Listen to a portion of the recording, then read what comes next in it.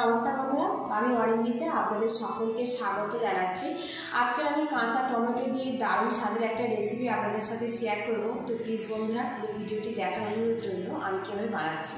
আজকে রেসিপির জন্য এখানে আমি কাঁচা টমেটো নিয়েছি, ওয়েটে 500 গ্রাম আছে। আপনারা টমেটোটা কম বেশি করে নিতে পারেন। তো বাজারে যে টমেটোটা আমরা খাই হাইব্রিড টমেটো, টকের পরিমাণটা কম থাকে, সেই টমেটোর কাঁচাটা নিয়েছি।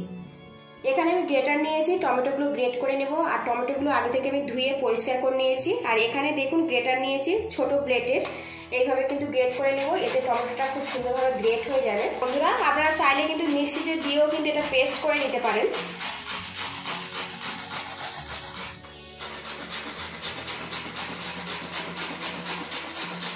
এখানে দেখুন কাঁচা টমেটো আমি গ্রেট করে নিয়েছি, এতে কিন্তু জলের পরিমাণটা বেশ উঠে আসছে, এই জলটা কিন্তু একটুও ফেলবেন না।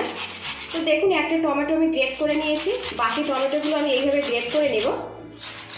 তো বন্ধুরা দেখুন টমেটোগুলো আমি গ্রেট করে নিয়েছি, আর এইভাবে গ্রেট করে নিতে হবে। এদিকে প্যানটা গরম করে নিয়েছি, আর এর মধ্যে দিয়ে দেবো সামান্য পরিমাণে সরিষার তেল। আর বন্ধুরা এই রেসিপিটা অবশ্যই সর্ষের তেল দিয়ে বানাবেন, খেতে কিন্তু অনেক বেশি ভালো লাগবে।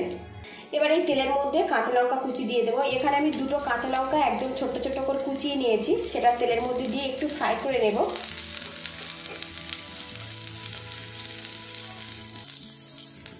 এবারে এর মধ্যে গ্রেট করা টমেটো দিয়ে দেব। টমেটো আমি উল্টে পাল্টে দেব। আর বন্ধুরা এই জলে কিন্তু টমেটোটা সিদ্ধ করে নিতে হবে, এক্সট্রা করে কোনো রকম জল দেওয়ার দরকার নেই। এই সময় গ্যাসের রেটটা একদম লো টু মিডিয়ামে রাখতে হবে, আর এইভাবে নাড়াচাড়া করে নেব। এতে টমেটোটা কিন্তু যে একটা কাঁচা গন্ধ আছে না, ওটা পুরোপুরি চলে যাবে। টমেটো দেখুন বেশ কিছুক্ষণ নাড়াচাড়া করে নিয়েছি, এর যে একটা কাঁচা গন্ধ ওটা মোটামুটি চলে গেছে, কিন্তু টমেটোটা এখন ভালো মতো সিদ্ধ হয়নি। একটা পাত্র দিয়ে ঢেকে রাখবো, ঢাকনাটা আমি খুলবো, আবার একটু নাড়াচাড়া করে দেব। আর দেখুন টমেটোর কালারটা কিন্তু একদম পুরোপুরি চেঞ্জ হয়ে গেছে, কিন্তু এখনও কিন্তু টমেটোর মধ্যে যে রসটা পুরোপুরি শুকোয়নি, এই রসটা কিন্তু পুরোপুরি শুকিয়ে নিতে হবে। আর এইভাবে একটু স্প্যাচুলা দিয়ে ম্যাশ করে নেব। বেশ কিছুক্ষণ টমেটো আমি ম্যাশ করে নিয়েছি, আর এখন কিন্তু বেশ সেটা সুন্দরভাবে ম্যাশ হয়ে গেছে। আবারও একটা পাত্র দিয়ে ঢেকে রাখবো, ঢাকনাটা আমি তুলে নেব। আর এখন দেখুন টমেটোর মধ্যে যে রসটা ছিল সেটা মোটামুটিভাবে শুকিয়ে গেছে, আরও কিছুটা কিন্তু রস রয়ে গেছে, এটাও শুকিয়ে নিতে হবে।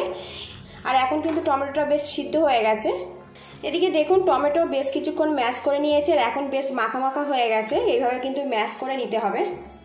এবারে এর মধ্যে দিয়ে দেবো স্বাদ মতো লবণ, লবণটা দিয়ে ভালো করে মিক্স করে নেব। তো বন্ধুরা এই রেসিপিটার নাম হচ্ছে টমেটো বাটা। আজকে আমি কাঁচা টমেটো দিয়ে বাটার রেসিপি আপনাদের সাথে শেয়ার করছি। অন্যদিকে একটা কড়া বসিয়েছি, এর মধ্যে দিয়ে দেবো 2 চামচ পরিমাণে সরিষার তেল। তেলটা গরম হয়ে গেছে, এবার এই তেলের মধ্যে 4টে শুকনো লঙ্কা দিয়ে দেবো। শুকনো লঙ্কাগুলো আমি ফ্রাই করে নেব, একটু কালার চেঞ্জ হলে এগুলো নামিয়ে নিতে হবে। লঙ্কাটা দেখুন কালার চেঞ্জ হয়ে গেছে, এবার এটা আমি তুলে নেব। এবার এই তেলের মধ্যে সামান্য পরিমাণে কালো জিরে দিয়ে দেবো, দিয়ে দেবো থেঁতো করা রসুন। এখানে আমি 1 চামচ পরিমাণে রসুন থেঁতো দিয়ে দিলাম। দিয়ে দেবো পেঁয়াজ কুচি, এখানে আমি একটা ছোট সাইজের পেঁয়াজ ব্যবহার করেছি। আর বন্ধুরা এখানে টমেটোর পরিমাণ অনুযায়ী কিন্তু মশলাটা ব্যবহার করতে হবে। এগুলো আমি ভাজা ভাজা করে নেব।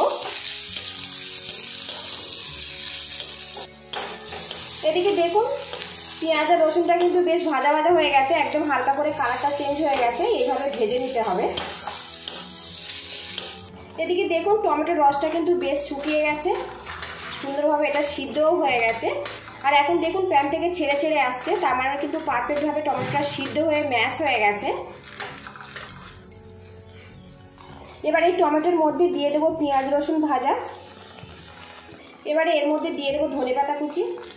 এবারে এখানে যে লঙ্কাগুলো আমি ভেজে নিয়েছিলাম হাত দিয়ে এইভাবে ছোটো ছোটো করে গুঁড়ো করে দেব।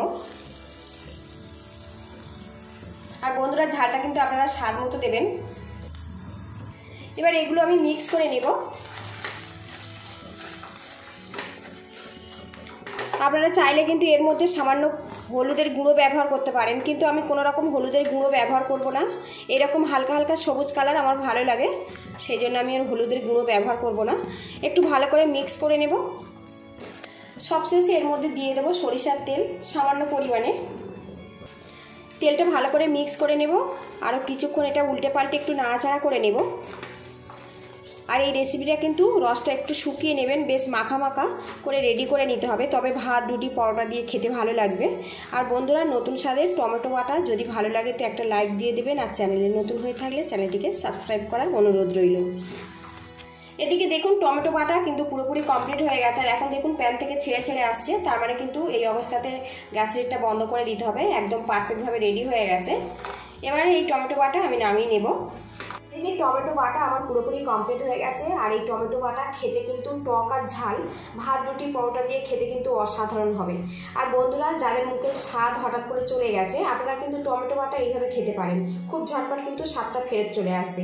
পুরো ভিডিওটি দেখার জন্য আপনাদের অসংখ্য ধন্যবাদ রইল। ভালো থাকবেন, সুস্থ থাকবেন এই কামনা করে আজকে আমি বিদায় নিচ্ছি। তো বন্ধুরা দেখুন, ভাত দিয়ে খেতে কিন্তু অসাধারণ হবে। আর আজকে এই রেসিপিটা আমি লাঞ্চে ভাতের সাথে পরিবেশন করব।